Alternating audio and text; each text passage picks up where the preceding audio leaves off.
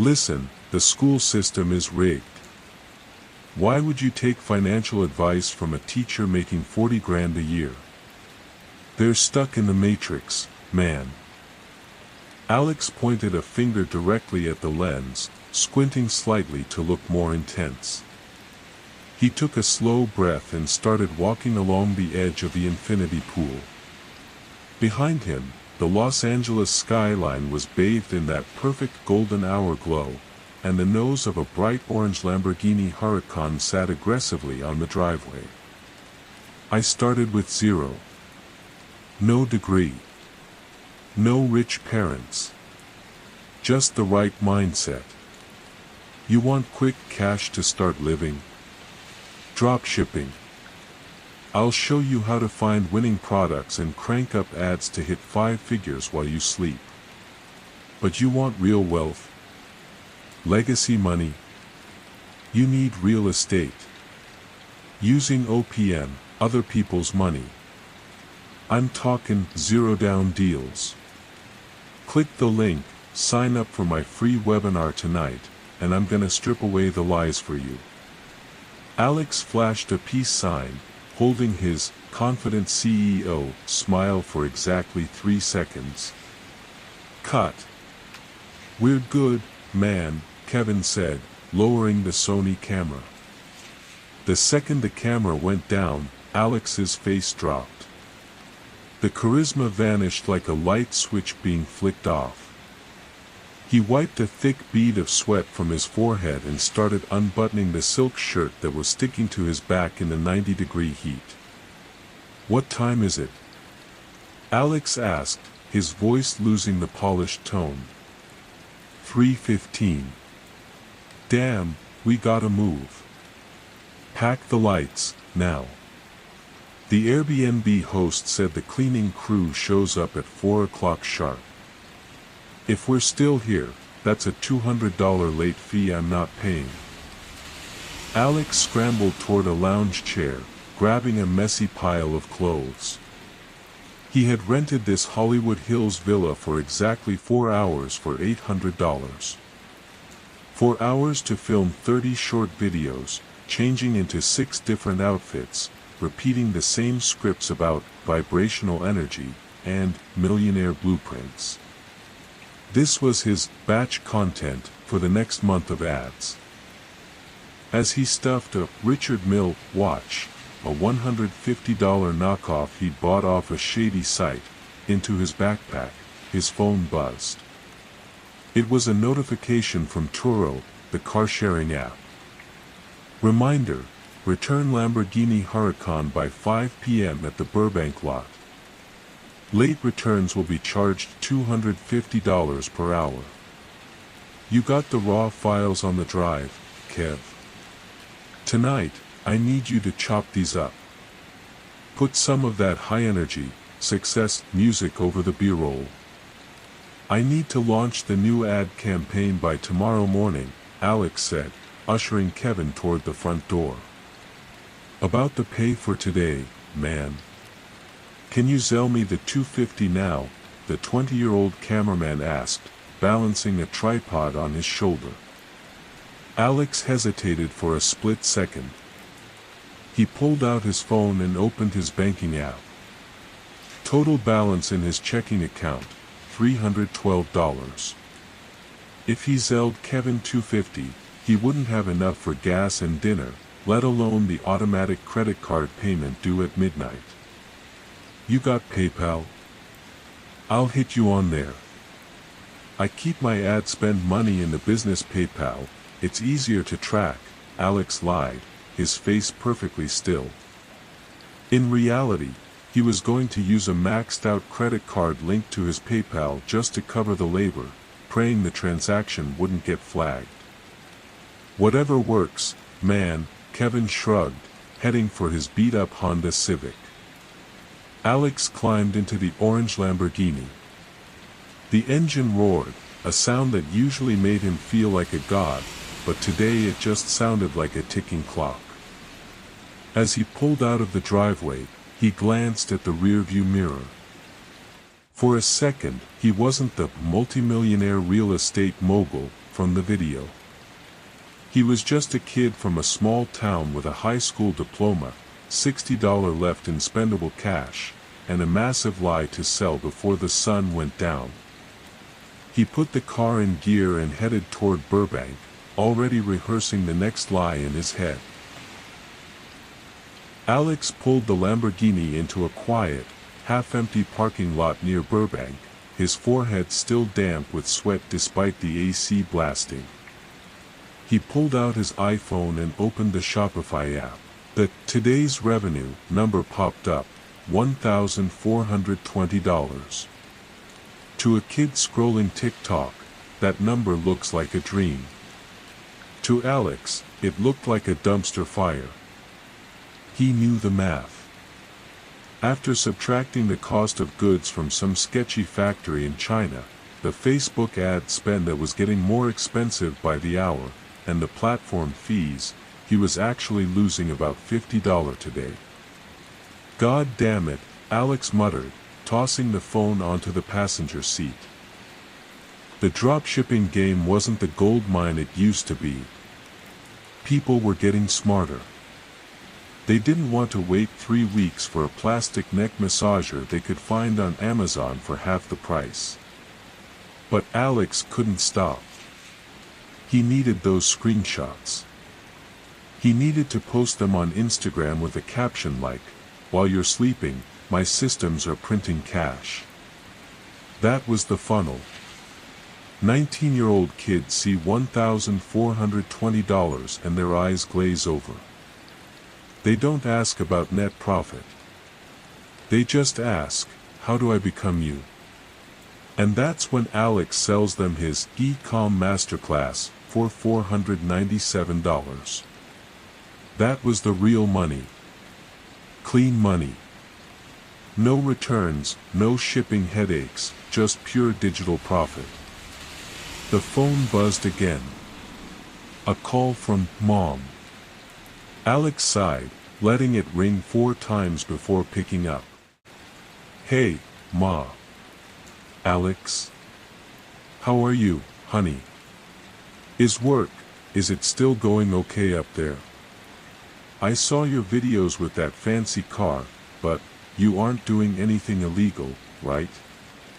Her voice was tight with that specific kind of worry only a woman who spent her life working at a dry cleaner could have. "Ma, I told you. It's real estate and e-commerce. It's just new tech stuff. You wouldn't get it. Look, I'm really busy, I'll call you back later, okay?" "Oh, okay. I just wanted to ask about this month. Can you send some money for your sister's tuition? She's starting her 2nd semester and there are so many fees." Alex went quiet. He looked down at his Gucci loafers, the only real pair he owned, and even those were scuffed. He had exactly $60 in his checking account. The millionaire was broke. "Yeah, Ma. I'll sell it over tomorrow. Just gotta wait for a wire to clear from one of my properties. Give me 24 hours. Thank you, Alex. We're so proud of you. Everyone in town talks about how you made it." He hung up, the "proud of you" stinging worse than a slap. He leaned his head back against the leather seat. The pressure was a physical weight in his chest. He wasn't just selling a dream to strangers anymore, he was selling it to his own mother. He looked at the clock. 4:50 p.m. He had 10 minutes to drop off the car before Toro hit him with a $250 late fee he literally couldn't afford. He slammed the car into gear, the engine screaming as he peeled out of the lot. He had to get to Burbank, get into his beat-up 2012 Toyota Camry hidden 3 blocks away, and then get home to start the free webinar where he'd convince 100 more people to give him the money he needed to keep the lights on for 1 more week. It wasn't a business. It was a hostage situation, and he was both the guard and the prisoner. Going from a Lamborghini to a 2012 Toyota Camry always messed with his head. The Camry smelled like old French fries and cheap air freshener. The steering wheel was sticky. Alex sat in the Burbank parking lot for a minute, gripping the wheel, trying to get his breathing under control. He had to switch modes. In 45 minutes, he had to be the guy who had it all figured out. Traffic on the 101 freeway was brutal. He finally made it to his apartment in the valley around 5:45 p.m. It wasn't a penthouse. It was a dark, one-bedroom box. But one corner of the living room was set up perfectly. He had a nice wooden desk, an expensive microphone on an arm, a ring light, and a fake brick wall background with a neon sign that said, "Hustle." There was a bookshelf in the frame, filled with copies of Rich Dad, Poor Dad and Think and Grow Rich that he had never actually read. He threw his keys on the kitchen counter, splashed some cold water on his face, and put on a clean black polo shirt. He sat down at the desk and turned on the ring light. It blinded him for a second. At exactly 6 p.m., he clicked "Go Live" on his webinar software. "What's up, everyone? Drop a th1 in the chat if you can hear me loud and clear," Alex said, his voice instantly jumping up an octave, full of fake energy. He looked at the viewer count. 312 people. Mostly young guys, probably sitting in their childhood bedrooms, looking for a way out. "Tonight, I'm going to show you how I made my first $100,000 in real estate without putting a single dollar down," Alex started. It was a script he had memorized perfectly. He didn't use big words. He talked to them like a buddy at a bar. It's called wholesaling. You find an ugly house, you get the owner to sign a paper saying you can buy it, and then you sell that paper to a rich guy for a fee. 10 grand. Just for passing a piece of paper. Easy. He knew it wasn't easy. He knew it meant driving around bad neighborhoods for hours, cold calling hundreds of angry people who would scream at you, and spending thousands on text message marketing systems. He didn't tell them any of that. While he was talking to the camera, his phone buzzed on the desk, just out of frame. It was a message on Discord. He had a private server with his closers, 3 guys who worked on commission to sell his high-ticket mentorship program for $5,000. A message from his top closer, a guy named Bryce, popped up. "Bryce, got a 19-year-old on the phone right now. He works at Wendy's. Says he only has $500. Alex kept smiling at the camera. "You guys have to ask yourselves, what is your freedom worth?" he told the webinar viewers. With his left hand, out of sight, he typed back to Bryce. "Alex, tell him to apply for a credit card. Tell him it's good debt. Close him." He felt a tight knot in his stomach, but he ignored it. If Bryce closed the $5,000 deal, Bryce got a 20% cut. Alex got $4,000. He needed that $4,000 to pay his mom tomorrow, pay his own credit card, and keep the Facebook ads running. If the ads stopped, the whole machine died. "Look, guys," Alex said, leaning closer to the camera, lowering his voice to sound serious. "I'm only taking 10 people into my private inner circle this month. Only 10. If you want to change your life, click the button on the screen now.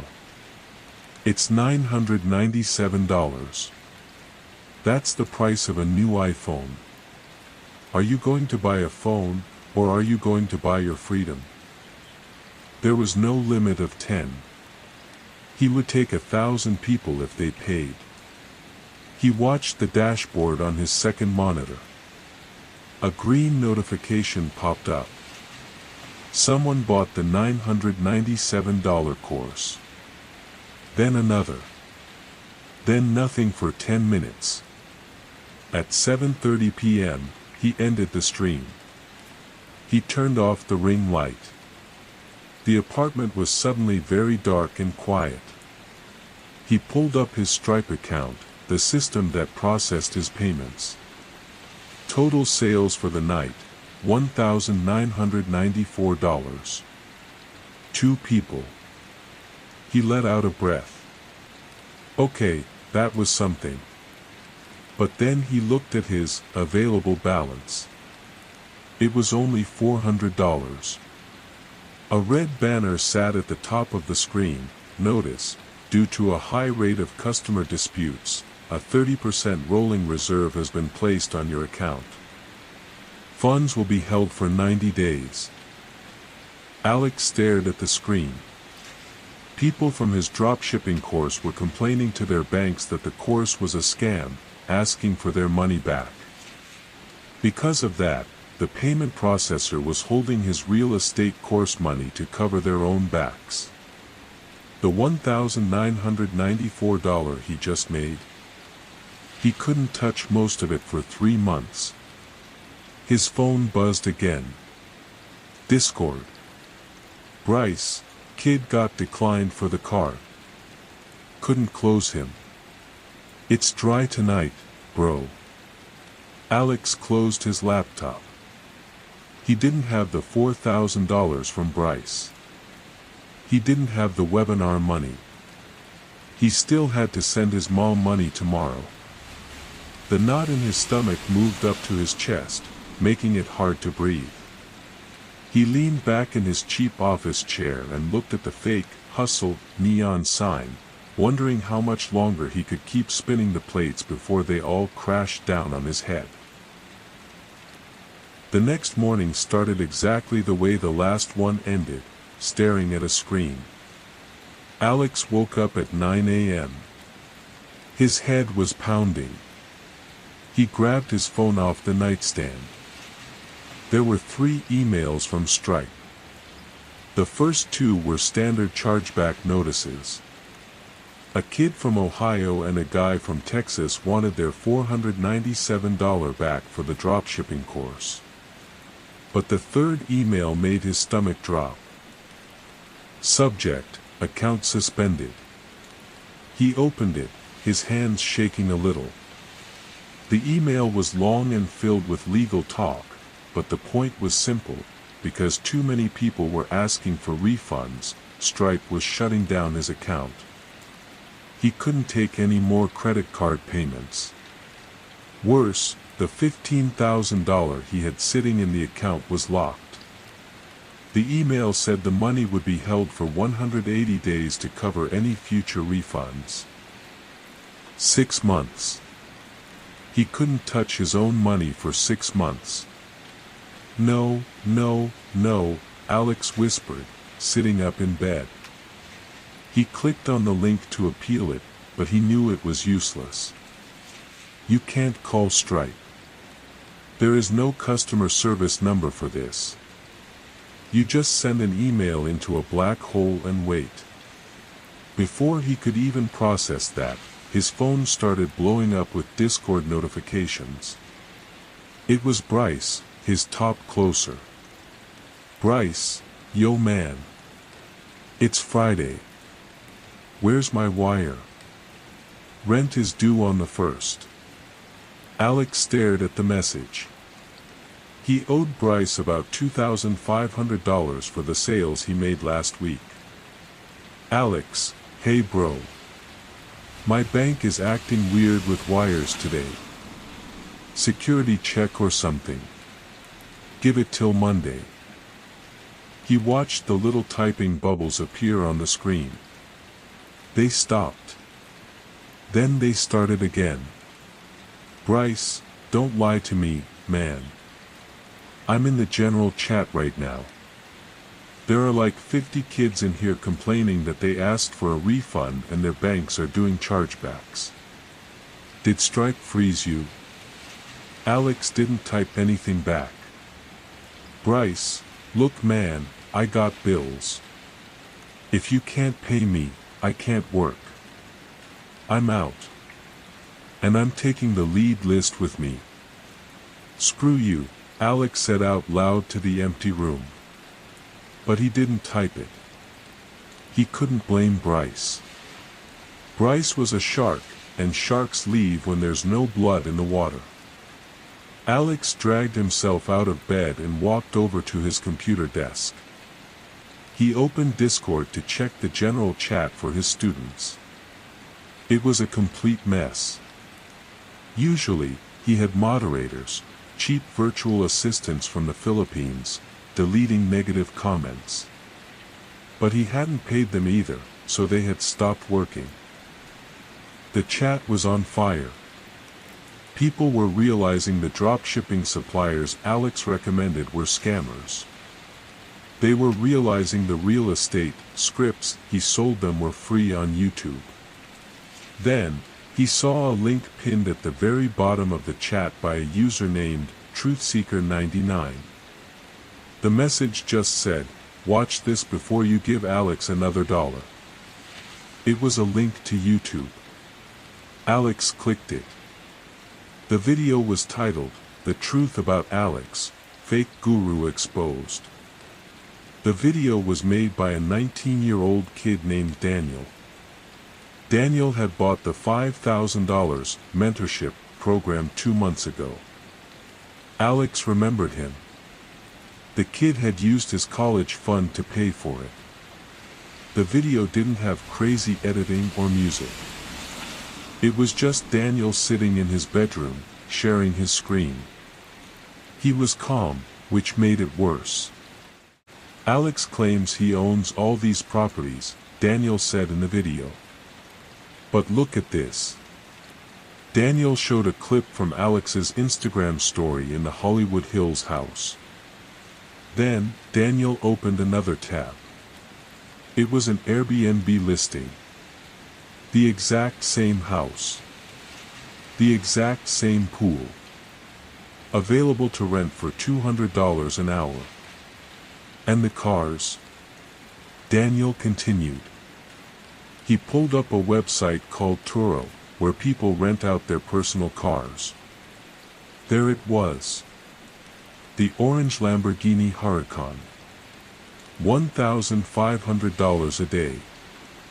Daniel even zoomed in on a high-quality picture of Alex's watch.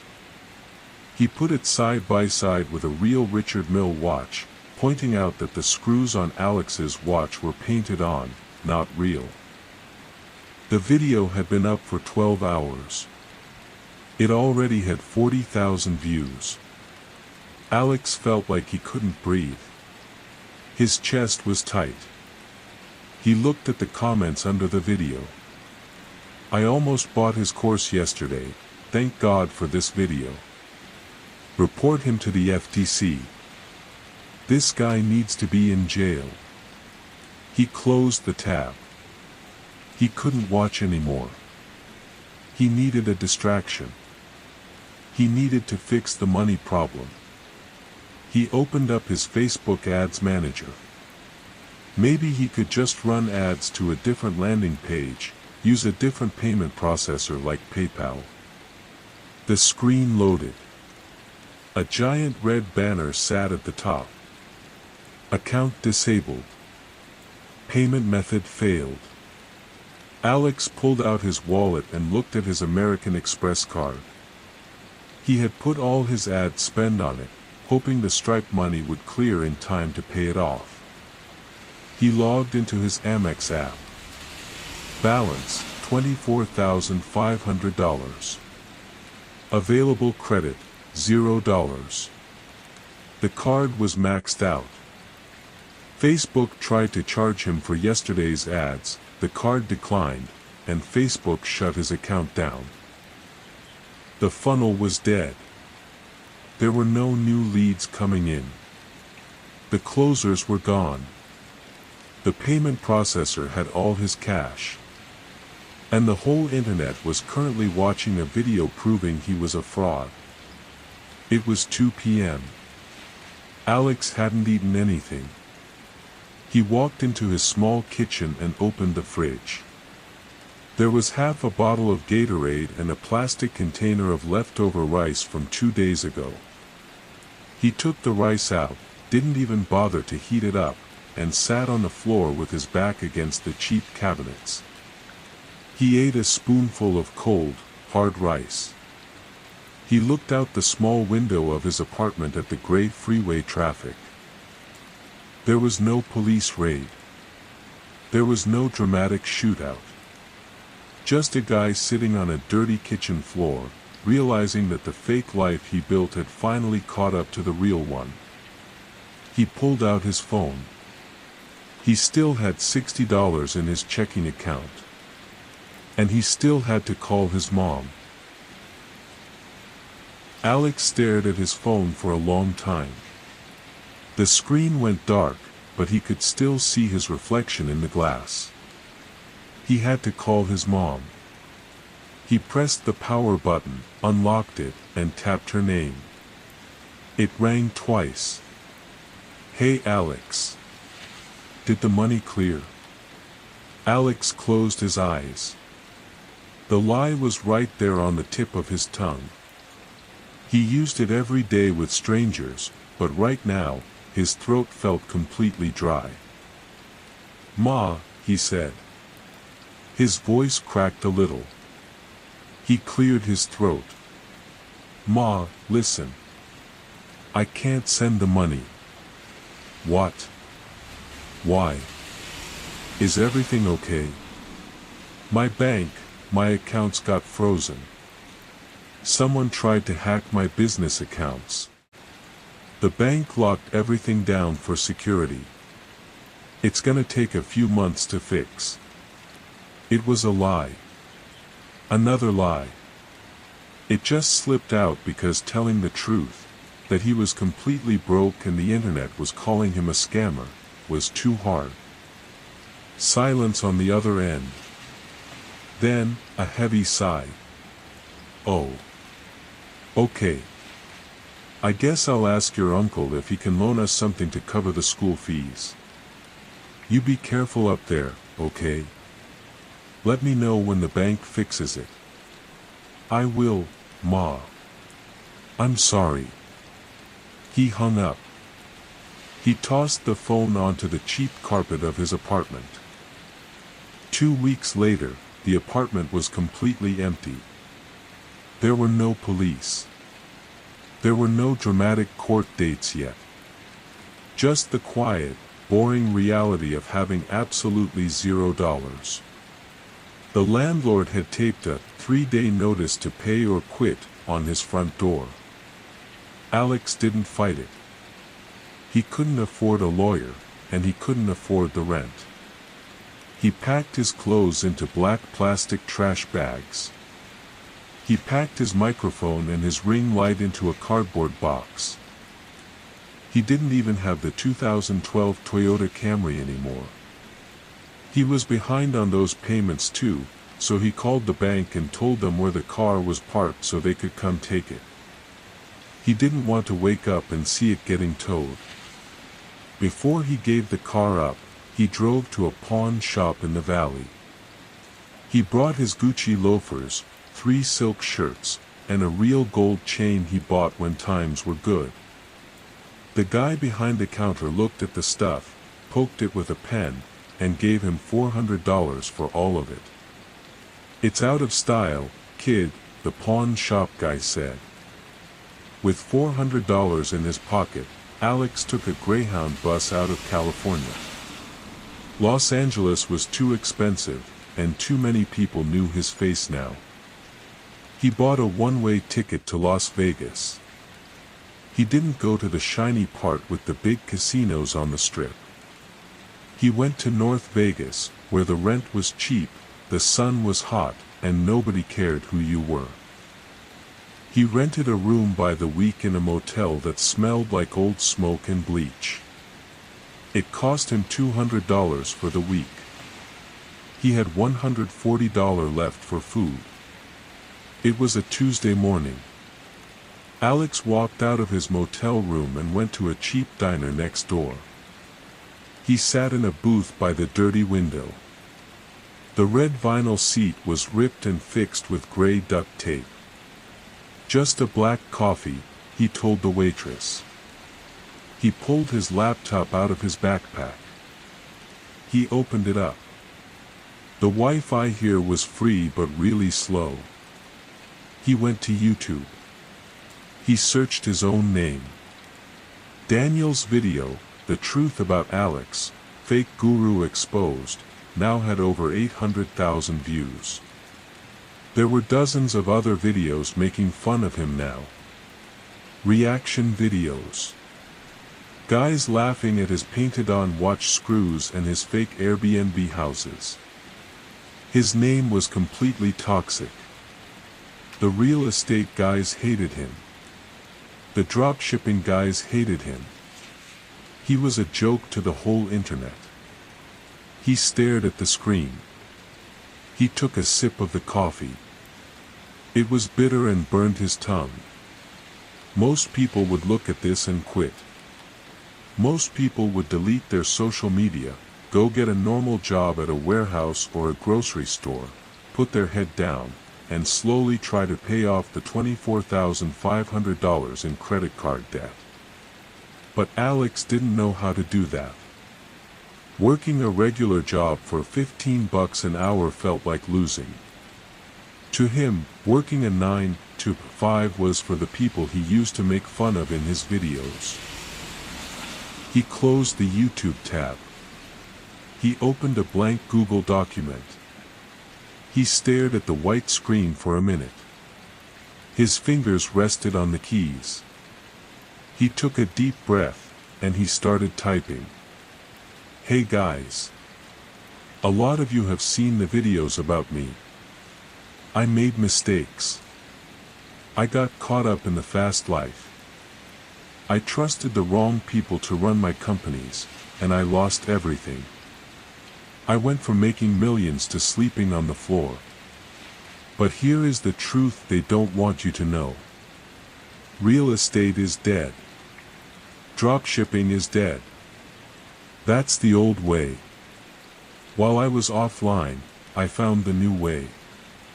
I used my last $100 to build an AI automated system that does all the work for you. No talking to people. No shipping products. It just prints money using artificial intelligence." Alex stopped typing. He looked at the words. It was good. It sounded real. It sounded like a comeback story. People love a comeback story, especially if it promises them a shortcut to getting rich. He reached into his backpack and pulled out a small, cheap ring light. He clamped it to the edge of the diner table. He plugged the USB cord into his laptop. The waitress walked by and gave him a weird look. Alex didn't care. He turned the light on. It was bright white, washing out the cheap wood-paneled walls of the diner behind him. He opened his camera app. He checked his hair in the screen. He sat up straight, put on a serious face, and hit record. "Listen," he said to the camera, his voice low and steady. "The school system is rigged.